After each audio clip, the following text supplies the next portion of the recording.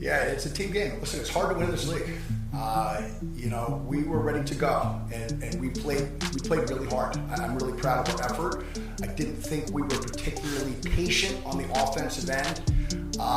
In the first half, I felt like we were a little more patient as the game wore on. We had some opportunities in the beginning to score. Jack Clay made some great stops.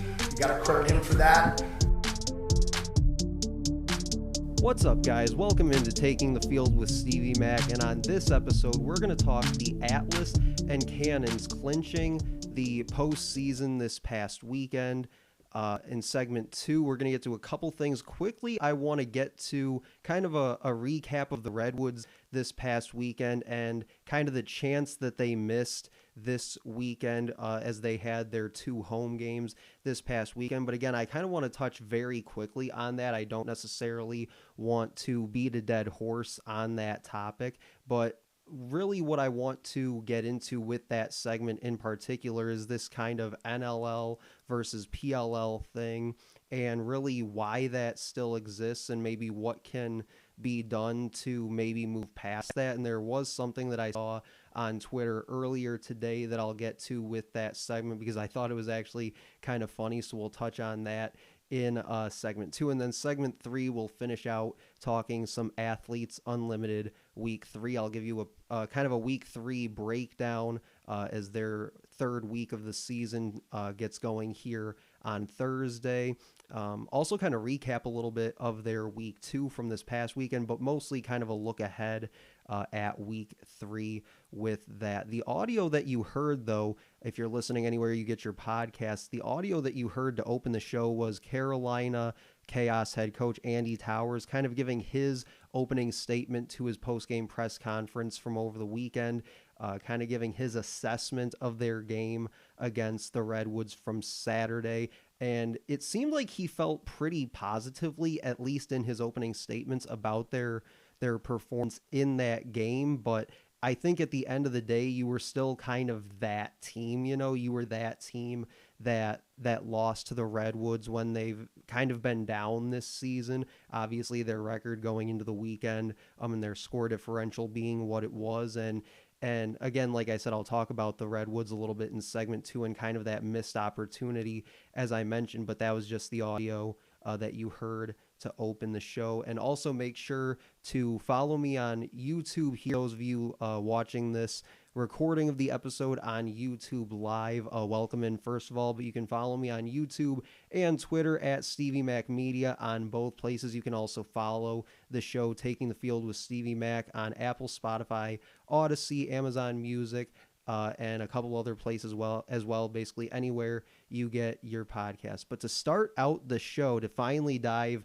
into this episode, I had to do a couple of housekeeping things there real quick, but to dive into this episode and the Atlas and Cannons clinching over the weekend, I still think that for me, the Atlas are my favorite to win the championship this season. I think that the Cannons aren't that far behind, as we can tell by the conference and league standings. I think they're pretty much like 1 and 1A right now, but I do still have the Cannons as my favorite in that regard. But the Cannons were a team that preseason I was actually pretty high on, and I think that I touched a little bit on it at the beginning of the season here on the podcast, but they were definitely a team that preseason I was pretty high on going in, because when you look at this year's Cannons team and you compare it to maybe last year's Archers team that won the championship a year ago, I feel like you could make some similarities between those two teams. You talk about in the goal, you've got 2 really talented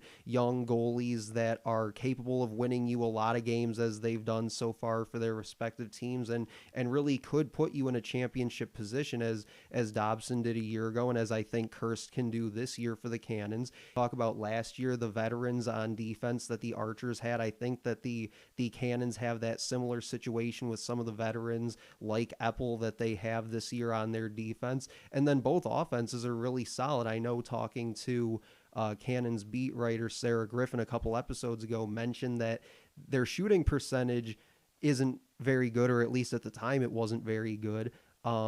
but I still think that their offense is super loaded with talent and with shooters. And you look at a guy like Matt Campbell and his ability to stretch the field from two so far this year, and that attack that they have with Holman and Nolting. They added Will Manny to that group just a couple weeks ago. So just the depth that they have on offense, and it's been well established, the offensive firepower that the Archers have had the last several years. And I think you can make a lot of maybe similarities between that Archers team a year ago and the Cannons team this year. And that's a big reason why I liked them preseason as one of the favorites to win the championship this year. And I think that they're in a really solid position to do so. And then looking at the Atlas game against the Water Dogs, I didn't get to catch the game live, but I went back and caught it on replay a little bit later on that same day. And I think the defense looked really good. And you look in that second half, they almost up until that 30-second mark of the final score, they held the Water Dogs scoreless, gave up that 2-pointer right at the end otherwise, but that's a really good offense that you held scoreless for virtually the entire second half of that game. And of course, Liam Ettenman was a big reason why, making 17 saves overall. And I think that the offense did what they are best at, and that's getting everybody involved.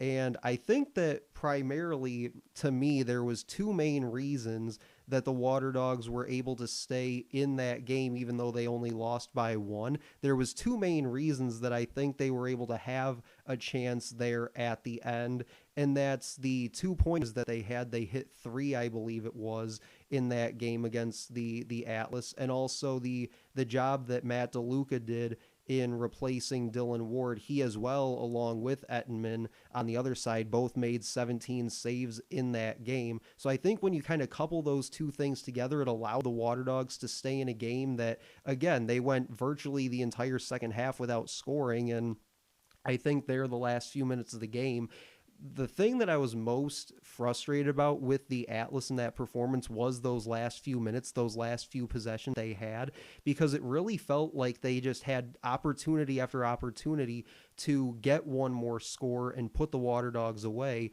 And they just didn't seem like they were really interested in doing that. They kind of went more the route of just trying to run out the clock. And then you see at the end how that almost came back to bite them. And that's something that I think it was Ryan Boyle even said on the broadcast, was he didn't really love how they handled the end of that game. And then once they hit the two, he was basically like, yep, that's exactly why I didn't like it. You just kept giving them possession after possession to try and get that goal to, get back in it and make it a one-score game late and make you have to think about it a little bit.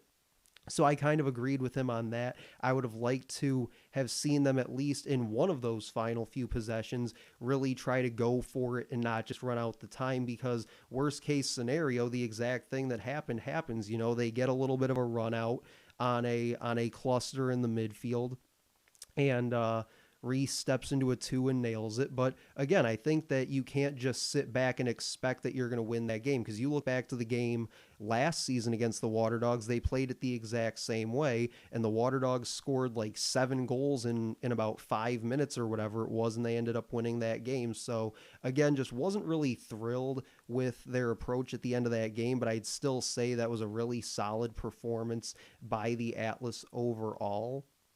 And I would also say that there was a lot of people, I think, kind of overreacting, especially about the defense after the Atlas game against the Cannons the previous week. And it's games like Sunday, which is why I wasn't really panicking. Now, did they play great against the Cannons the previous week? Not necessarily, but it's games like Sunday where I'm just like, that is where they're going to win a championship, right? When guys like Adler are doing what we know he can do, right? And this defense is kind of living up to its billing like I think they did on Sunday. That's where you're going to be able to win a championship this summer if you're the Atlas.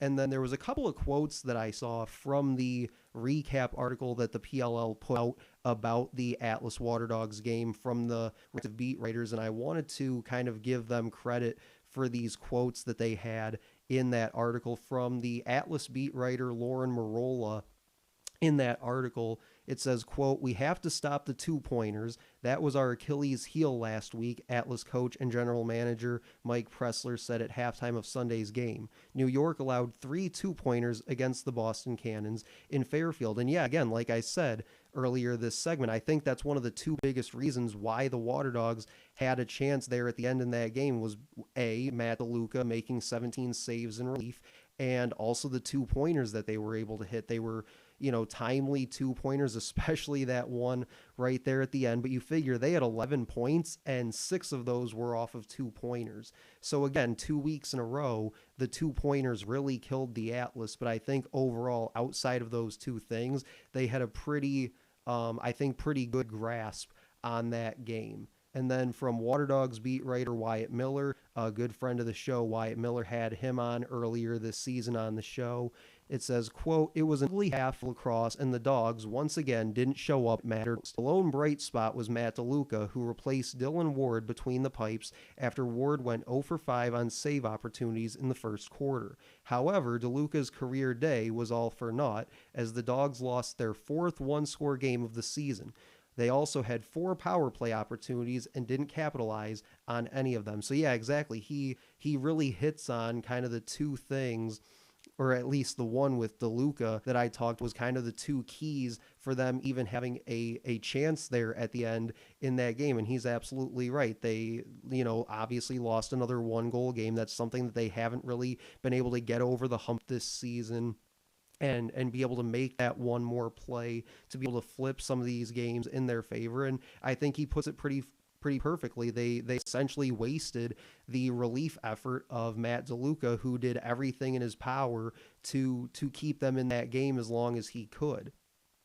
So my final thought is this regarding the Cannons and the Atlas clinching a spot in the playoffs this past weekend, is that it's, to me at least, it's the Atlas and the Cannons kind of 1 and 1A, like I said at the top of the segment. Then it's the Archers, who I think we kind of all forgot about this weekend because they're on a bye this past weekend, but they are still 4 and 2. They are atop the Western Conference standings. So it's the Atlas and Cannons 1 and 1A, then the Archers.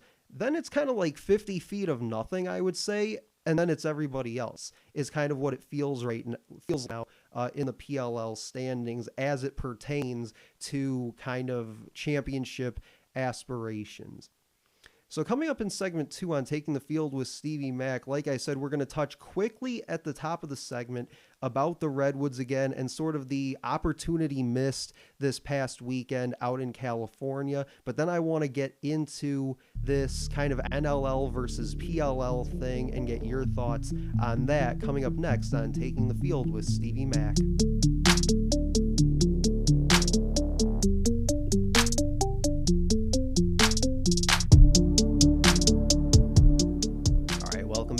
Segment 2 of Taking the Field with Stevie Mack. Segment 1 talked about the Atlas and Cannons clinching a spot in the playoffs here in 2024. Segment 2, going to talk quickly about the Redwoods and then move in to this NLL versus PLL topic. I do have a pretty good quote that I want to get to with that when we do, so be prepared for that. But we heard top of the show, for those of you listening anywhere you get your podcasts, we heard top of the show the audio from Carolina Chaos head coach Andy Towers kind of giving his assessment of their game against the Redwoods, even though it ended up being a loss.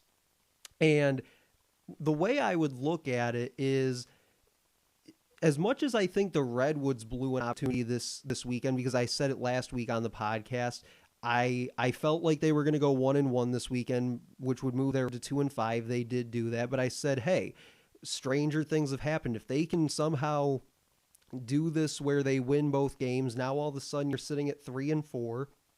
If you win both games by a couple goals, you improve your score differential, which wasn't looking so hot at the time.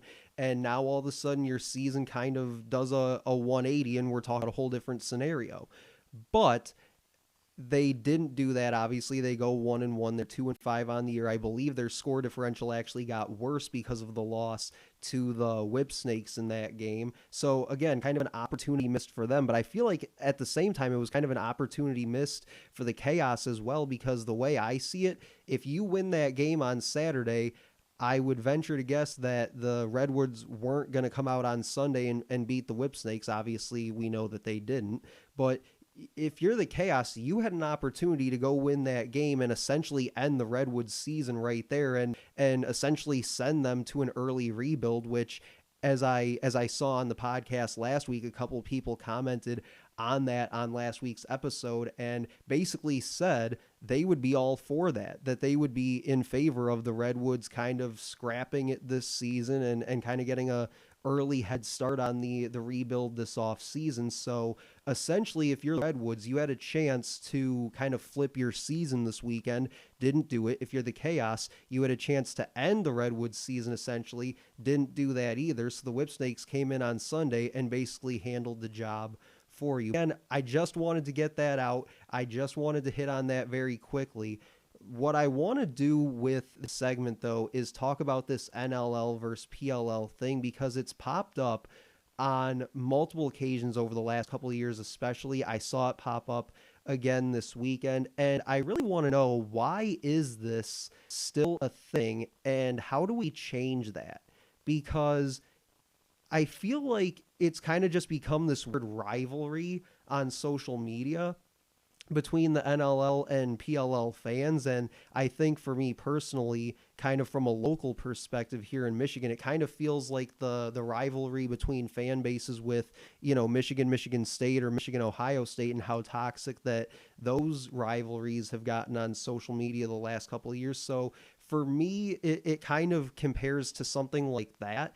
And again, I kind of want to know, why 6 years into the PLL is this still a thing, and how do we change that? Because for me, it's not something that I think is good for the sport, because we talk about grow the sport and grow the game and this and that all the time. And I think you have these two leagues that are successful at what they do, whether it's the NLL with box lacrosse or the PLL with the field game. They're both very good at what they do, and they're both very good at representing the game, and I think growing the game in different ways and things like that. And of course, things like visibility is a big part of that with their deals with ESPN and those kinds of things. But again, it's like, why does it have to be a this or that thing? Because I don't really think that it does. I think that if you want to be a fan of the NLL, cool, be a fan of the NLL. You want to be a fan of the PLL, cool, be a fan of the PLL. You want to be a fan of both, be a fan of both. Like, I don't get why there has to be like a this or that kind of viewpoint on it. And it was really funny because, as I mentioned top of the segment, the funny quote that I saw actually comes from Adam Levy on Twitter. The NLL writer used Twitter AI to ask this very question, and basically said which one was better. And the response that the AI gave was absolutely perfect. I'm not going to read the whole thing because it goes on for a couple paragraphs, but I pulled a couple of quotes from it, and I thought it was actually pretty funny. So Adam Levy allowed me to use that for this episode. It says, quote, "So which one is better? It's like asking if you prefer chocolate or vanilla. It's a matter of personal taste, my friend. If you're a traditionalist who loves the indoor game, the NLL might be your jam." Another quote later at the very end says, quote, "In the end, it's all about the love of the game. Whether you're cheering for the NLL or the PLL, just remember to have fun, support your favorite team." And then this is actually my favorite part of this quote. And then it says, "and maybe bring some nachos to the game." So yeah, I think as silly as this is, and it's almost comical in a way, I think it does kind of answer the question pretty well. It's not a this or a that thing. It's just whatever your preference is, whatever you want to be a fan of. And I know even from a player perspective, you look across the PLL or you look across the NLL, whichever way you want to go with it, there's guys that play in both. I know a couple summers ago, people kind of joked that the Buffalo Bandits should be called the Buffalo Chaos because like half their roster also played for the Chaos. So again, it's like I don't think that there necessarily needs to be a this or that approach to it. And I mean, shoot, even Twitter AI, is as goofy as it is, even Twitter AI kind of agrees with that. And again, I'll read that last quote again. It says, "In the end, it's all about the love of the game. Whether you're cheering for the NLL or the PLL, just remember to have fun, support your favorite team." And then, like I said, my favorite part of it, and maybe bring some nachos to the game. So yeah, I think that pretty much summarizes it right there, is that it's just about growing the game. It doesn't have to be, which side does it better, or, who's been around longer, or this or that. It's just, hey, we're both trying to accomplish the same thing here. So let's just do that. Let's get to a couple comments here from the YouTube live chat. Again, doing this recording of the episode on YouTube live as well. Again, mentioned top of the show, you can follow me on Twitter and YouTube at Stevie Mac Media is the handle on both.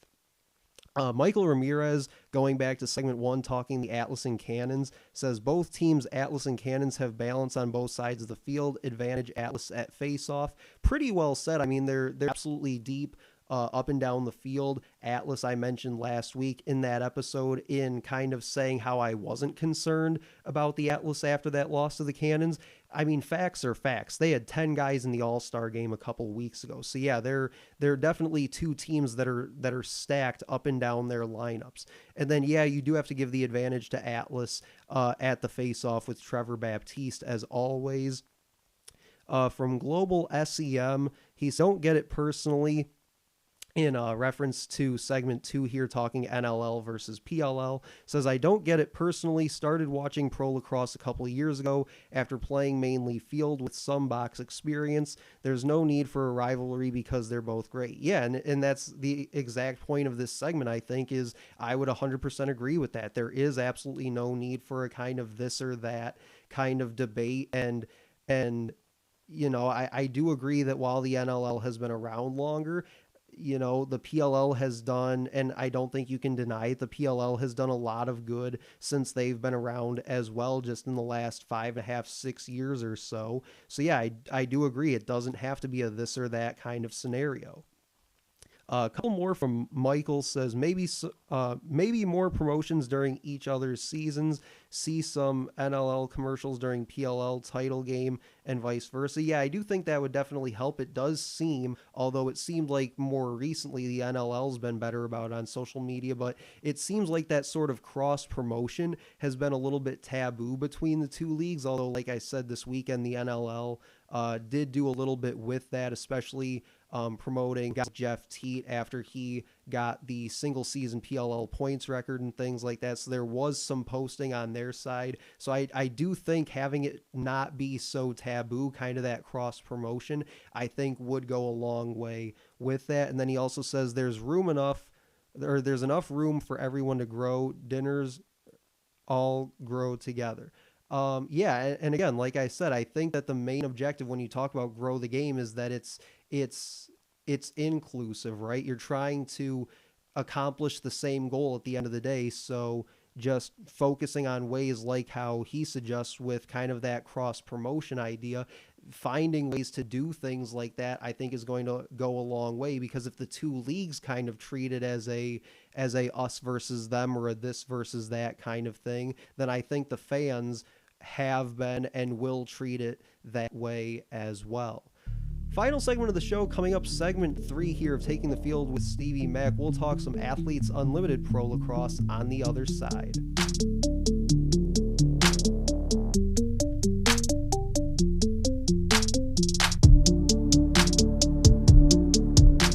Final segment here of Taking the Field with Stevie Mac. Want to talk some Athletes Unlimited heading into week 3 of their season. A pretty short season in Athletes Unlimited. They only play 4 weeks, but they play 3 games each weekend, so it does kind of add up over time pretty quickly. So they're in week 3 upcoming out of 4, so kind of want to do a quick breakdown of that. The biggest mover on the individual leaderboard from this past weekend, if you're not familiar with Athletes Unlimited and the way that they do things, it's the best way I can describe it, and I described it this way on the show a couple of years ago, is it's basically like real life fantasy lacrosse. So just like in the PLL with fantasy lacrosse, you get points for goals, assists, ground balls, saves, whatever the case may be. And then on the flip side, you get points taken away for kind of the opposite for, goals against, face off loss, turnovers, things like that. It kind of works that similar way, but it's like real life, real time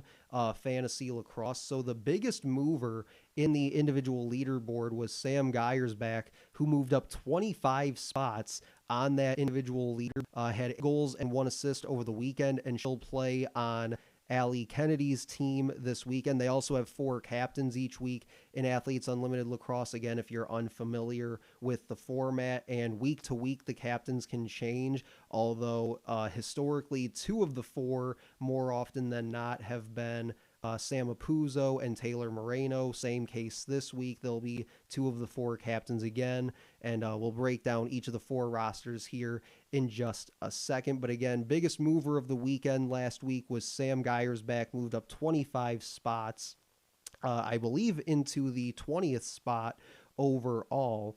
And 8 out of the top 20, speaking of the top 20, 8 of those top 20 players currently are rookies. You have Emily Knowles is 5th. Izzy Skane, the sharpshooter out of Northwestern, has had a really nice start to her pro career, is 6th.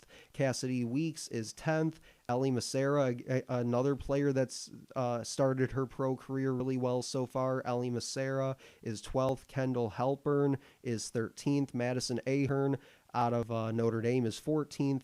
Cassidy Spillis is 16th, and Isabella Peterson, who had a really nice opening weekend 2 weeks ago in Athletes Unlimited, Isabella Peterson is 17th again in that top 20. But to quickly kind of give a quick breakdown of each of the 4 rosters going into week 3, the captains were Sam Apuzzo, Taylor Moreno, Allie Kennedy, and Charlotte North.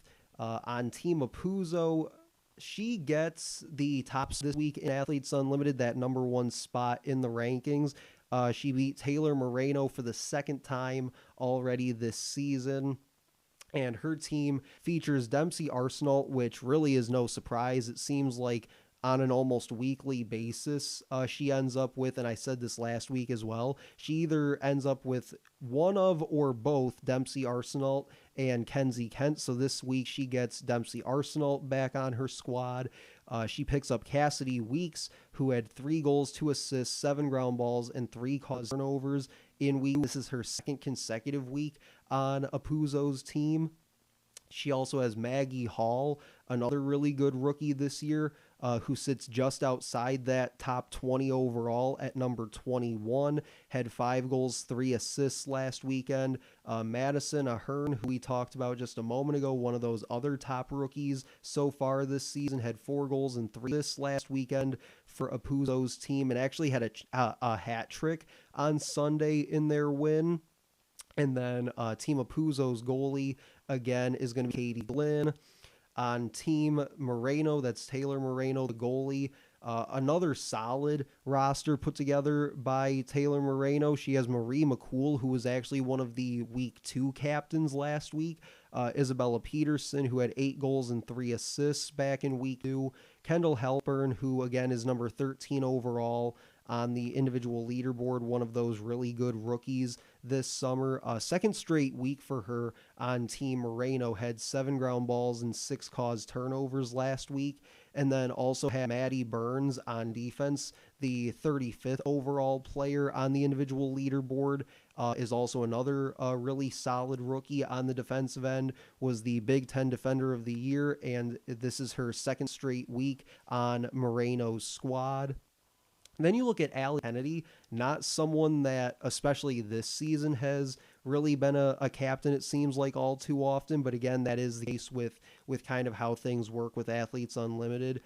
So Kennedy, one of the 4 captains this week, I would say probably, looking at it on paper, has one of the better offenses going into Week 3 in Athletes Unlimited. Has Ali Mastriani, Sydney Black, another really good rookie in Sydney Black. Like, this rookie class this year in Athletes Unlimited has been absolutely ridiculous, and Sydney Black has been a part of that. And also has Sam Geyersbach, who we talked about at the top of this segment.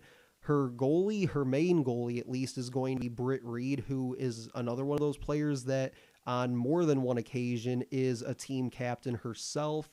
And then the defense in front of her is going to be absolutely unfair. Has Lizzie Colson, Cassidy Spillis, Meg Dowdy, and Courtney Taylor. So not only if you're an opposing offense this weekend, do you have to contend with scoring on Britt Reed, but the defense that's going to be lined up in front of her is going to absolutely put the clamps on, I think, over this next couple days starting on Thursday night.